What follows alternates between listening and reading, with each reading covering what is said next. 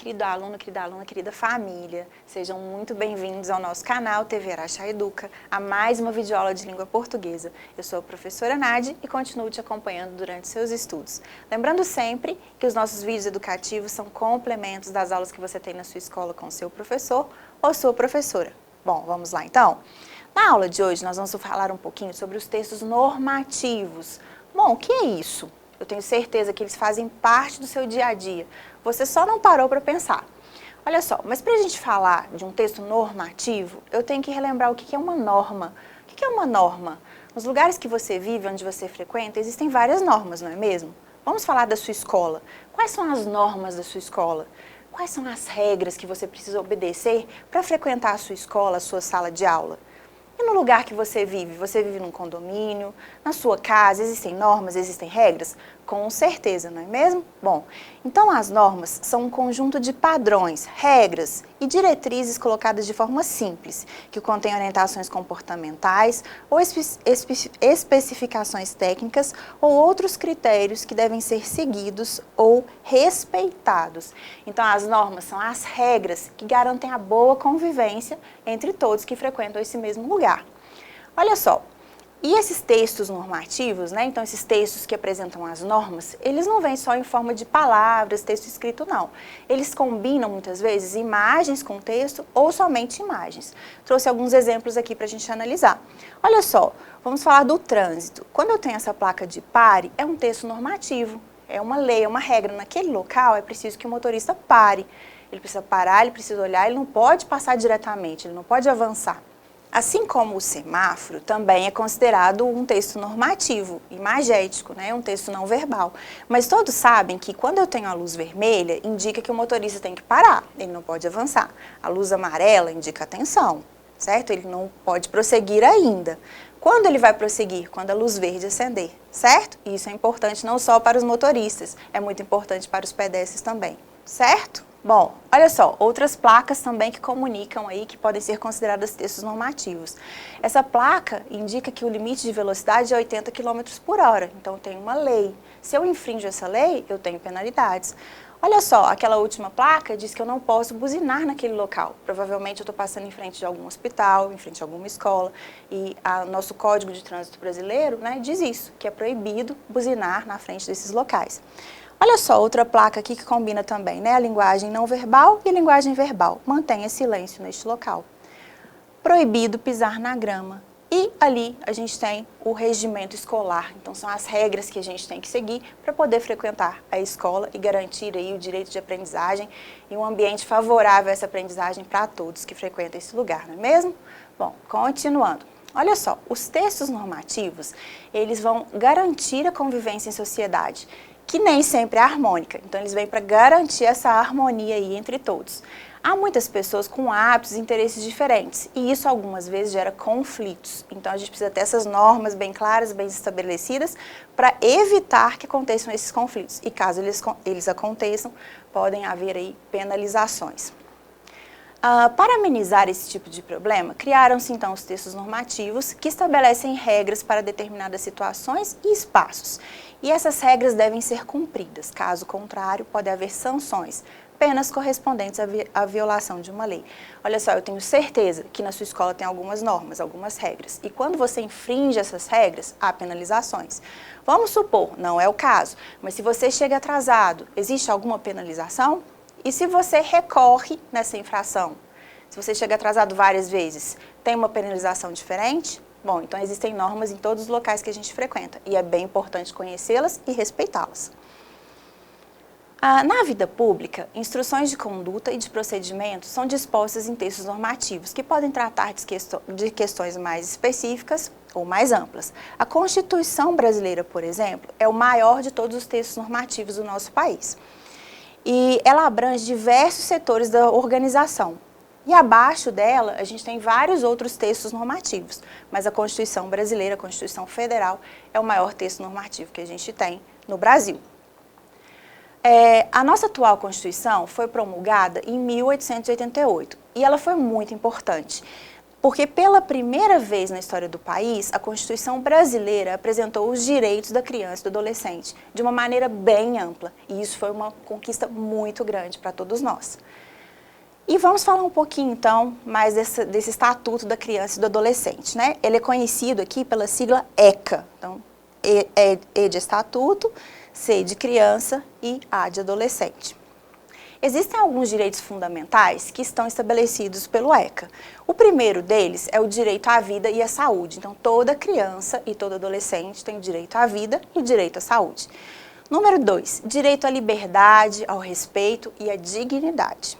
Número 3, direito à convivência familiar e comunitária.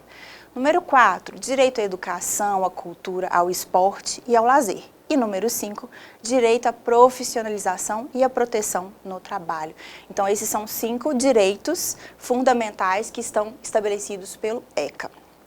Olha só, e para a gente falar um pouquinho mais desse texto normativo que é tão importante, que tal a gente parar um pouquinho para jogar? Vamos lá? Bom, vamos lá. Então, primeira pergunta sobre o ECA, Estatuto da Criança e do Adolescente.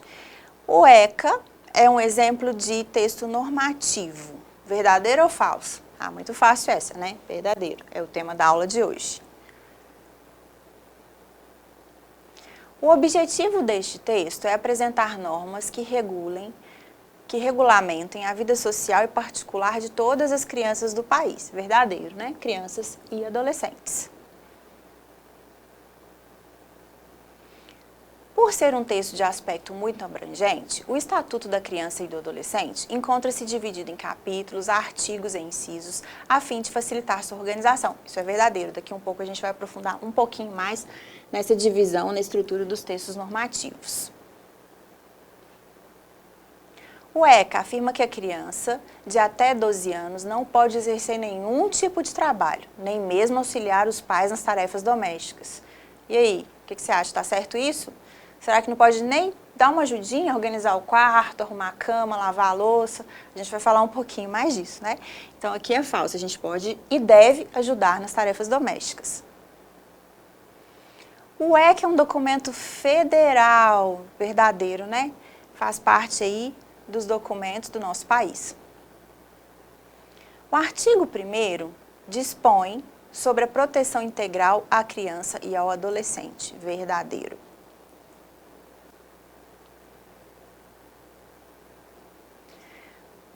Artigo 2º. Considera-se criança, para os efeitos dessa lei, a pessoa até 12 anos de idade incompletos e adolescente, aquela entre 12 e 18 anos incompletos. E aí, o que você acha? Tá certo?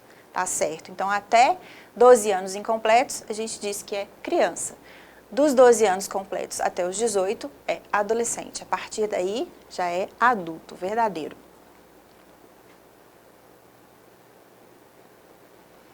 Crianças que moram com tias ou avós não são amparados pelo ECA.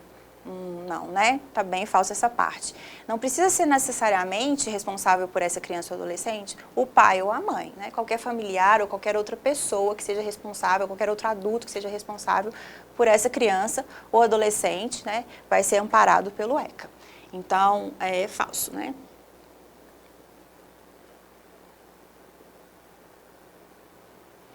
Os direitos enunciados no ECA aplicam-se a todas as crianças e adolescentes, sem discriminação de nascimento, situação familiar, idade, sexo, raça, etnia ou cor, religião ou crença, deficiência, condição pessoal de desenvolvimento e aprendizagem, condição econômica, ambiente social, região e local de moradia ou outra condição que diferencie as pessoas, as famílias ou a comunidade em que vivem. Então, isso é verdadeiro.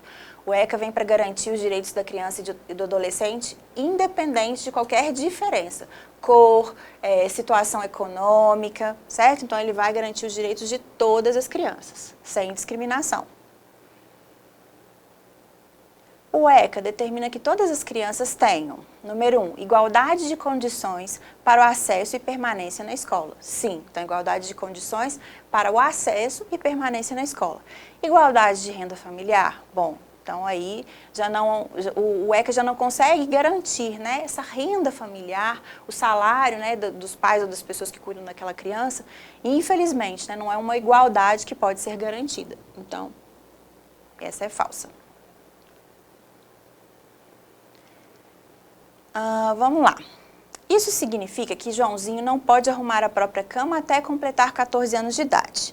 Artigo 60. É proibido qualquer trabalho a menores de 14 anos de idade, salvo na condição de aprendiz.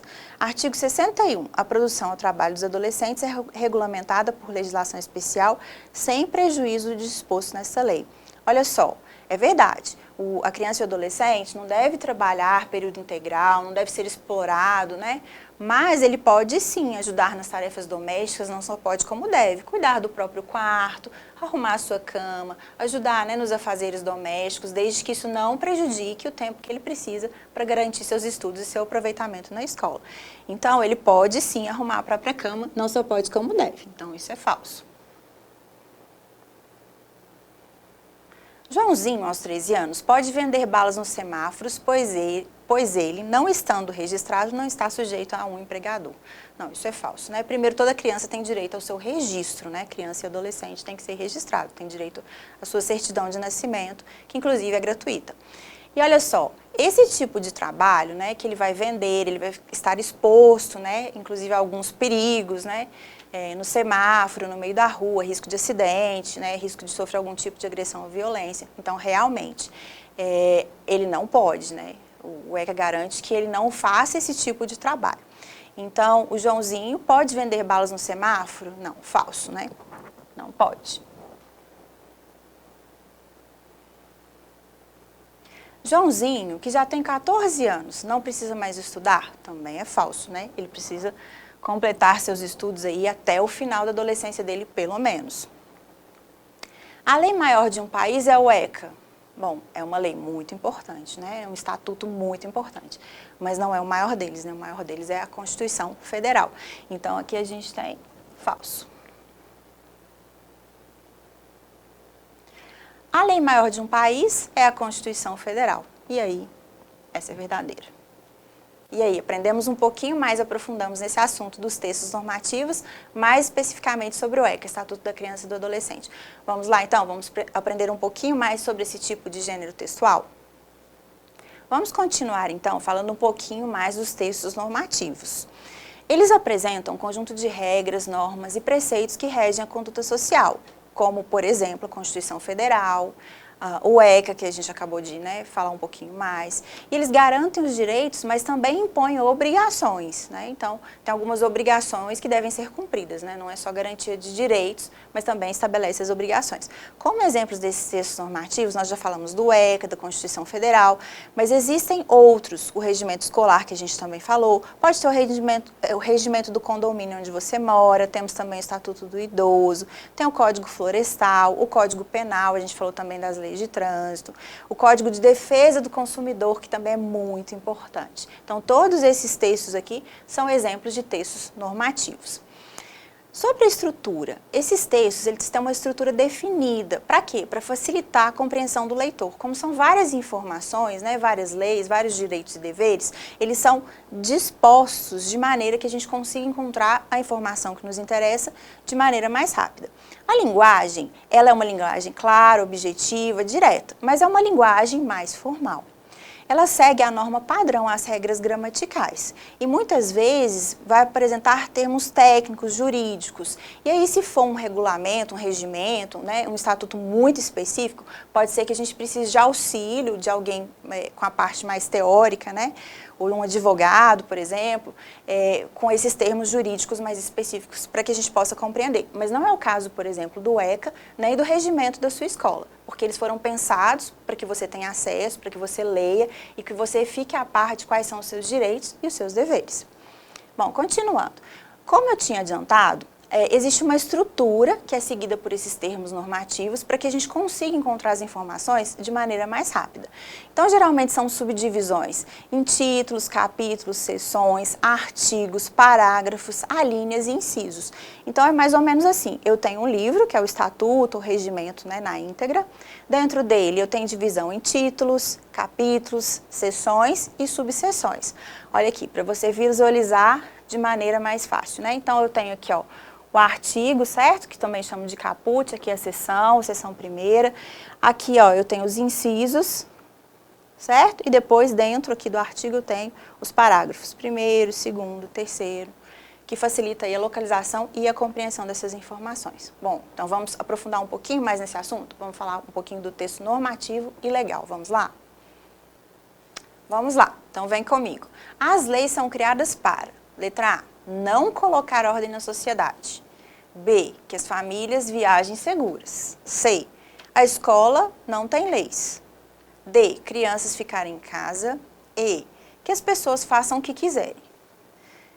F, colocar ordem na sociedade. Bom, então, para colocar ordem na sociedade.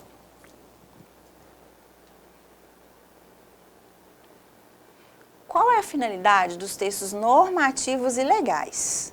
Letra A, integrar normas, regras e regimentos. B, para contar uma história.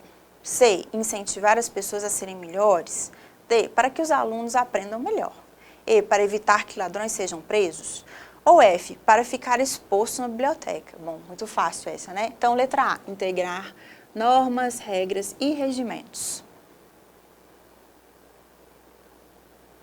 Existe um código de normas e leis que regulamentam o funcionamento da escola. Como ele se chama? É o seu livro didático, são famílias e estudantes, o nome é famílias e estudantes, caderno escolar, contrato de aluguel, regimento escolar, Constituição Federal.